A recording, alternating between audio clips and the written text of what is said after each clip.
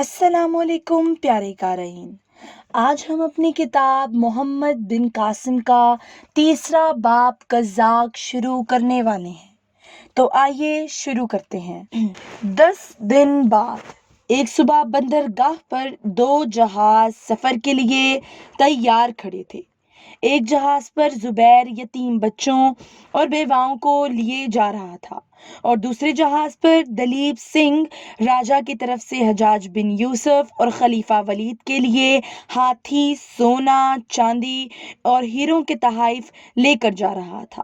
ہاتھی تعداد میں 10 تھے۔ راجہ اور ولی عہد زبیر اور اس کے ساتھیوں کو رخصت کرنے کے لیے بندرگاہ تک آئے۔ راجہ بیواؤں اور یتیم بچوں میں سے ہر ایک کو گراں قدر تحائف دے چکا تھا۔ زبیر کو اس نے کئی چیزیں پیش کی، لیکن اس نے فقط گینڈے کی ڈھال پسند کی۔ رانی اپنا موتیوں کا بیش قیمت ہار سخت اصرار کے بعد ناہید کو پہنا سکی۔ راجکماری رخصت کے دن اس کے گھر آئی اور باضد ہو کر ناہید کو اپنے ہیرے کی انگوٹھی دے گئی۔ بندرگاہ پر جہاز سوار ہونے سے پہلے راجکمار نے آبدیدہ ہو کر خالد کو گلے لگایا۔ بندرگاہ پر جہاز میں سوار ہونے سے پہلے راجکمار نے آبدیدہ ہو کر خالد کو گلے لگا لیا اور اپنی موتیوں کی مالا اتار کر اس کے گلے میں ڈال دی۔ جہازوں کے بادبان کھولے گئے اور ہوا کے جھونکے جہازوں کو دھکیلنے لگے۔ شہر کے لوگوں نے اپنے مہمانوں کو آنسوؤں اور آہوں کے ساتھ الوداع کہا۔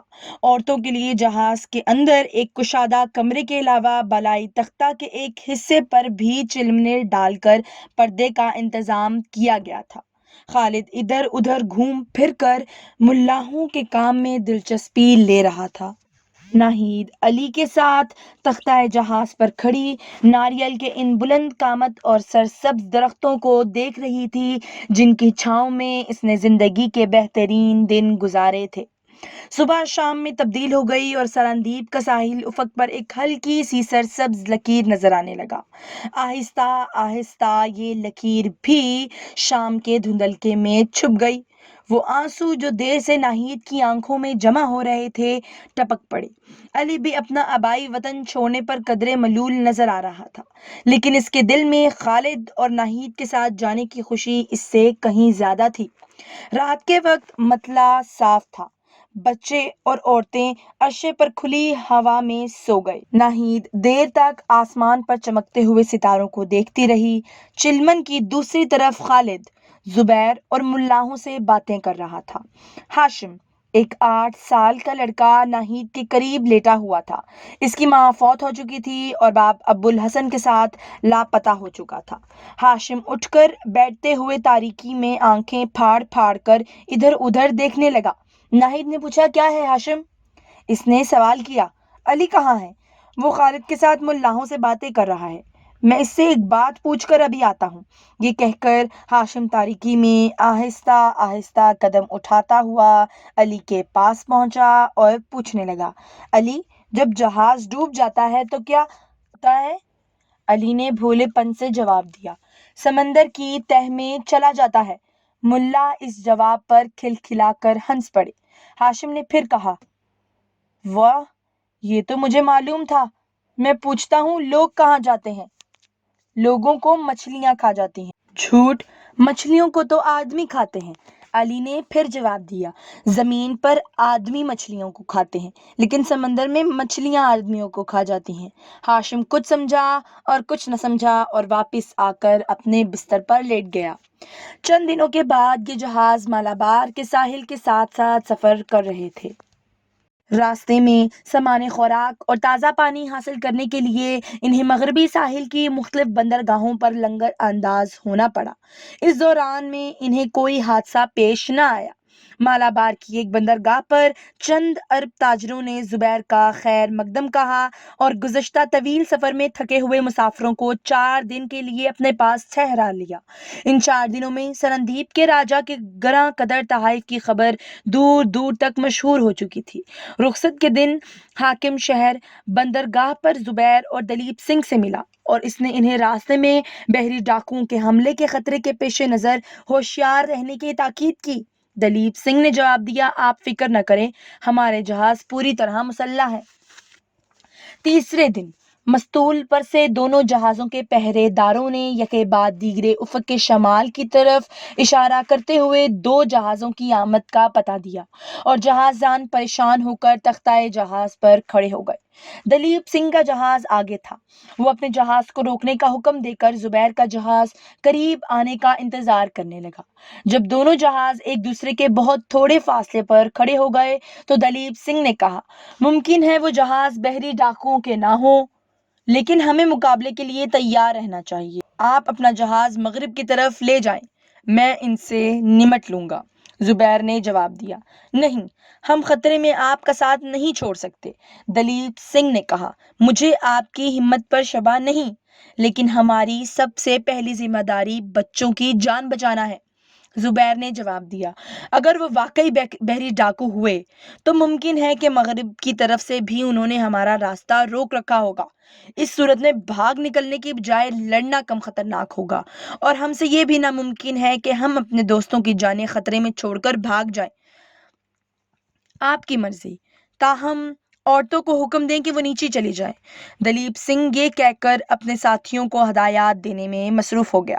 زبیر نے خالد سے کہا، خالد، تم عورتوں اور بچوں کو نیچے لے جاؤ۔ دونوں جہازوں کے ملاح کیل کانٹے سے لیس ہو کر دور سے آنے والے جہازوں کو دیکھنے لگے۔ کچھ دیر کے بعد دلیپ سنگھ ایک جہاز کا سیاہ جھنڈا پہچان کر چلایا، یہ بحری ڈاکوؤں کے جہاز ہیں، مقابلے کے لیے تیار ہو جاؤ۔ زبیر نے اپنے ساتھیوں سے مخاطب ہو کر کہا، بھائیوں، یہ عورتیں اور بچے پاس امانت ہیں، ہمیں انہیں سلامتی سے بصرہ پہنچانا ہے۔ اگر ہم پر ان کی حفاظت کی ذمہ داری نہ ہوتی تو ہمارا طریق جنگ اس طریقے سے مختلف ہوتا جو میں نے اب تجویز کیا۔ میں ایک خطرناک مہم کے لیے تم میں سے 2 رضاکار چاہتا ہوں۔ اس پر سے سب سے پہلے خالد اور اس کے بعد تمام ملاحوں نے یکے بعد دیگرے اپنے نام پیش کیے۔ زبیر نے کہا، اس کام کے لیے 2 بہترین تیراک درکار ہیں، میں یہ کام ابراہیم اور عمر کو سونپتا ہوں۔ زبیر کی ہدایت پر دونوں جہازوں سے 2 کشتیاں سمندر میں اتار دی گئیں اور ان کے ساتھ بادبان باندھے گئے۔ دلیپ سنگھ کے جہاز پر ہاتھیوں کے لیے خشک گھاس موجود تھی۔ ملاحوں نے اس کے چند گٹھے اتار کر کشتیوں پر لادے۔ ابراہیم اور عمر ہاتھوں میں جلتی ہوئی مشعلیں لے کر کشتیوں پر سوار ہو گئے۔ اس کے بعد زبیر اور اس کے ساتھی ترکش اور کمانیں سنبھال کر حملہ آوروں کے قریب آنے کا انتظار کرنے لگے۔ اگلے جہاز کا رخ دلیپ سنگھ کے جہاز سے زیادہ زبیر کے جہاز کی طرف تھا۔ عمر اور ابراہیم کی کشتیاں ایک لمبا چکر کاٹ کر حملہ آوروں کے عقب میں پہنچ چکی تھیں۔ زبیر ایک سرے سے دوسرے سرے تک بھاگتا ہوا اپنے ساتھیوں کو ہدایات دے رہا تھا۔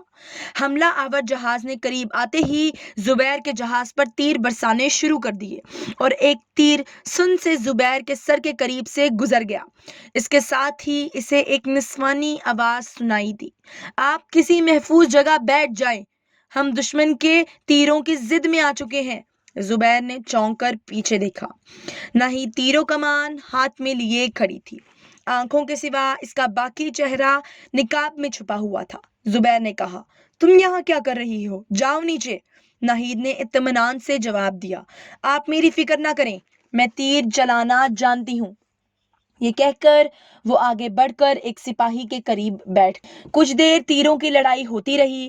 لٹیرے زیادہ قریب پہنچ کر جلتے ہوئے تیر پھینکنے لگے۔ دوسری طرف سے زبیر کی ہدایت کے مطابق ابراہیم اور عمر نے اپنی کشتیاں سیدھی لٹیروں کے جہازوں کی طرف چھوڑ دیں اور قریب پہنچ کر جلتی ہوئی مشعلوں سے گھاس کو آگ لگائی اور خود پانی میں کود گئے۔ لٹیرے جو ہاتھوں میں کمندیں لیے ہوئے اپنے حریف کے جہازوں پر کودنے کے لیے تیار کھڑے تھے، بدحواس ہو کر کشتیوں کی طرف متوجہ ہوئے۔ ہوا کے جھونکوں نے کشتیوں سے آگ کے شعلوں کو جہاز کے بادبانوں تک پہنچا دیا۔ آن کی آن میں لٹیروں کے دونوں جہازوں پر آگ بے قابو ہو چکی تھی اور وہ چیختے چلاتے سمندر میں چھلانگیں لگا رہے تھے۔ اس کے ساتھ ہی دلیپ سنگھ اور زبیر کے آدمی تیر برسا رہے تھے۔ زبیر نے لٹیروں کا ایک جہاز اپنے جہاز کے بالکل قریب آتا دیکھ کر آگ کے خطرے سے بچنے کے لیے لنگر اٹھانے کا حکم دیا، لیکن اتنی میں 8-10 لٹیرے کمندے ڈال کر زبیر کے جہاز پر کودنے میں کامیاب ہو چکے تھے۔ زبیر کے ساتھیوں نے انہیں آڑے ہاتھوں لیا۔ لٹیروں کے جہازوں سے ایک تیر آیا اور زبیر کے بائیں بازو میں پیوست ہو گیا۔ اس کے ساتھ ہی ناہید کی کمان سے ایک تیر نکلا اور ایک لٹیرے کے سینے میں پیوست ہو گیا۔ زبیر نے مرحبا کہا۔ ناہید نے مڑ کر اس کی طرف دیکھا۔ زبیر کمان پھینک کر بازو سے تیر نکالنے کی کوشش کر رہا تھا۔ ناہید نے جلدی سے کمان نیچے رکھ کر ایک ہاتھ سے زبیر کا بازو پکڑا اور دوسری ہاتھ سے تیر کھینچ کر نکال دیا۔ تیر کے نکلتے ہی زبیر کے بازو سے خون کی دھار بہہ نکلی۔ ناہید نے اس کی قمیص کی آستین اوپر چڑھائی اور جھٹ سے اپنے چہرے کا نقاب اتار کر زخم پر باندھ دیا۔ زبیر کا جہاز کمندوں کی زد سے نکل چکا تھا اور جلتے ہوئے جہاز کے رہے سہے ملا مایوس ہو کر پانی میں چھلانگیں لگا رہے تھے۔ زبیر نے دوبارہ کمان اٹھاتے ہوئے کہا، ناہید اب تم عورتوں کے پاس جاؤ اور انہیں تسلی دو کہ ہم خدا کے فضل سے فتح حاصل کر چکے ہیں۔ تو پیارے قارئین، آپ کا اور ہمارا آج کا سفر یہیں پر اختتام پذیر ہوتا ہے۔ کہانی کے ساتھ جڑے رہنے کے لیے ہمارے چینل کو لائک کیجیے، سبسکرائب کیجیے اور شیئر کرنا مت بھولیے۔